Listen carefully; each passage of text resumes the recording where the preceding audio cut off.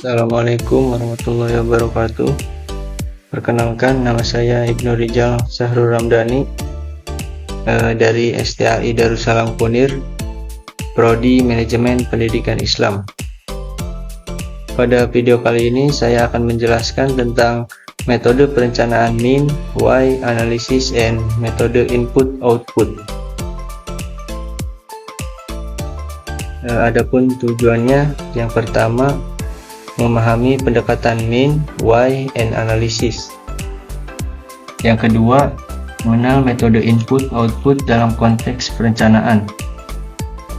Yang ketiga, menjelaskan konsep dan penggunaan metode perencanaan. Pendahuluan.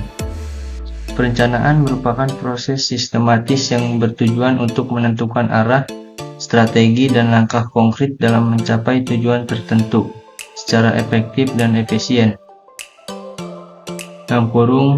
Nardawati berkata, perencanaan pendidikan yang baik sebagai upaya peningkatan mutu pendidikan di era digital. Dalam praktiknya, perencanaan memerlukan metode yang tepat agar setiap keputusan didasarkan pada data, analisis, dan pertimbangan rasional. Bukan sekedar intuisi, metode perencanaan sangat penting karena membantu menyusun langkah yang terstruktur, dapat dievaluasi dan diadaptif terhadap perubahan.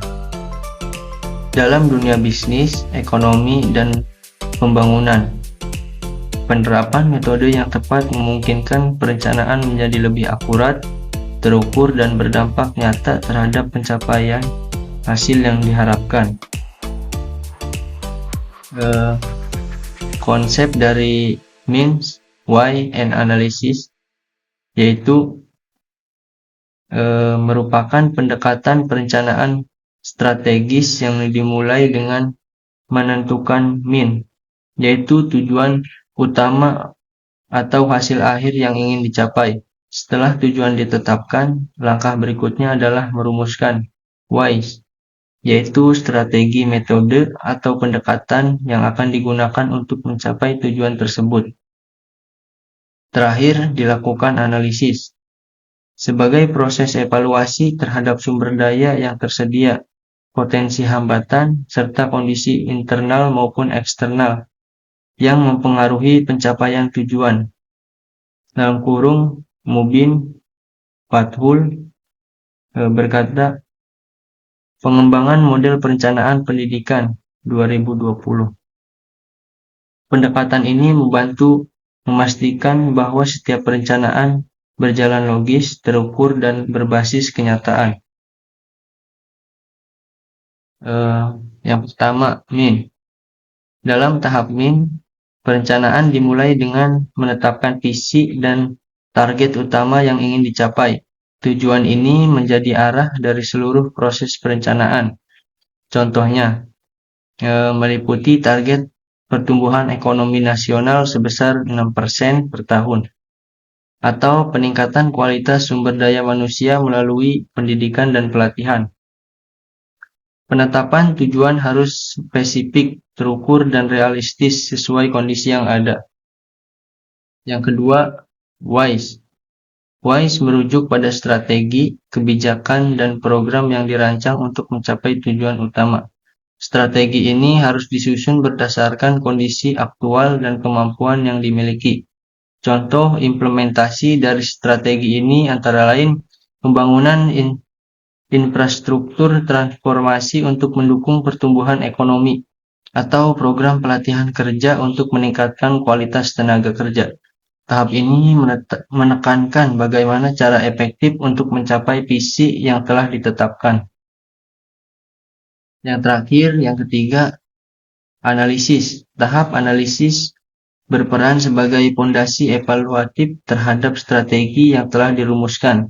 Analisis ini bisa berupa analisis SWOT, data statistik, kajian pasar, dan studi pelayanan. Tujuannya adalah memastikan bahwa strategi yang dipilih benar-benar sesuai dengan kondisi nyata, baik dari sisi sumber daya, resiko, maupun peluang. Hasil analisis ini akan menjadi dasar untuk menyesuaikan atau memperbaiki strategi sebelum diterapkan. Adapun contoh-contoh penerapan dari mean, wise, and analysis. Misalnya, dalam perencanaan pembangunan daerah, pemerintah menetapkan target pengurangan angka kemiskinan dalam kurung mean. Untuk mencapainya, mereka merancang program pemberdayaan UMKM dan peningkatan akses pendidikan dalam kurung wise.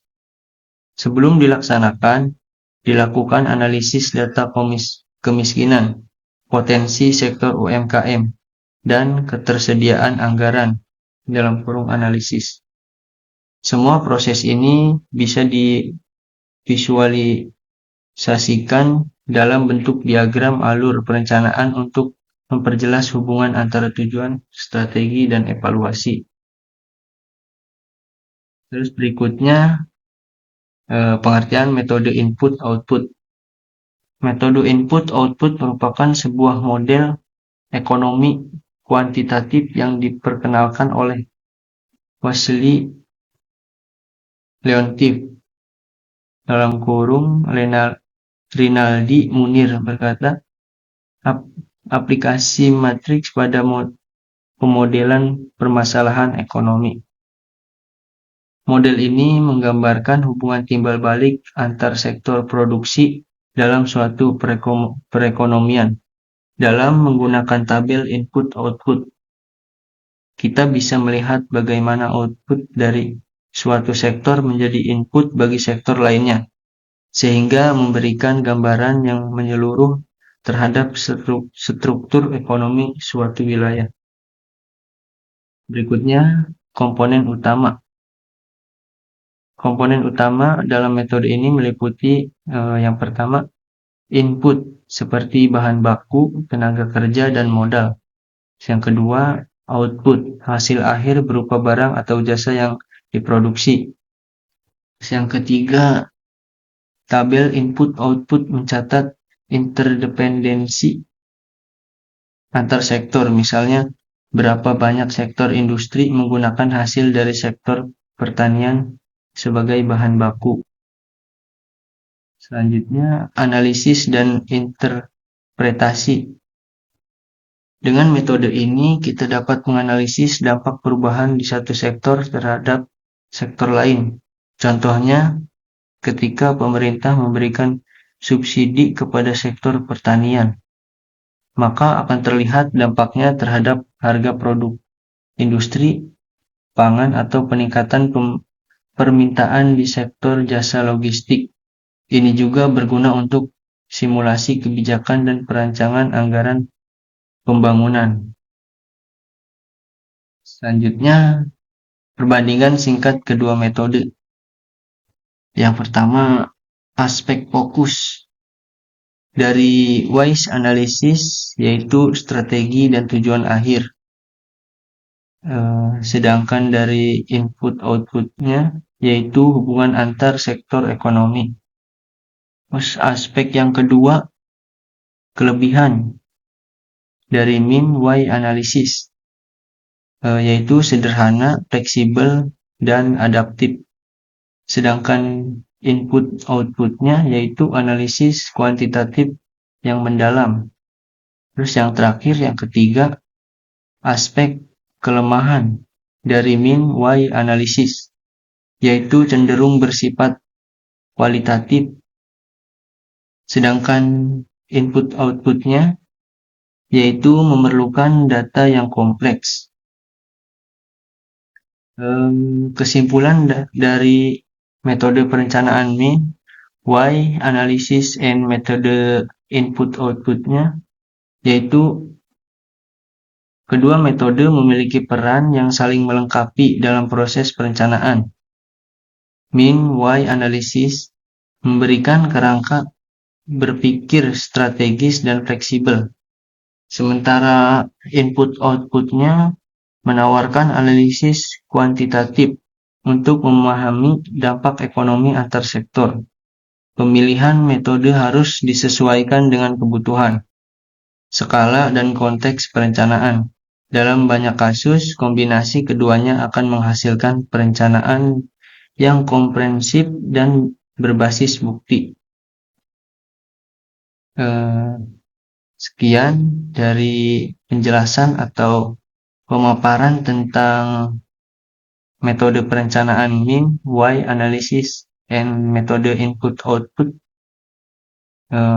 Sekian, terima kasih. Wassalamualaikum warahmatullahi wabarakatuh.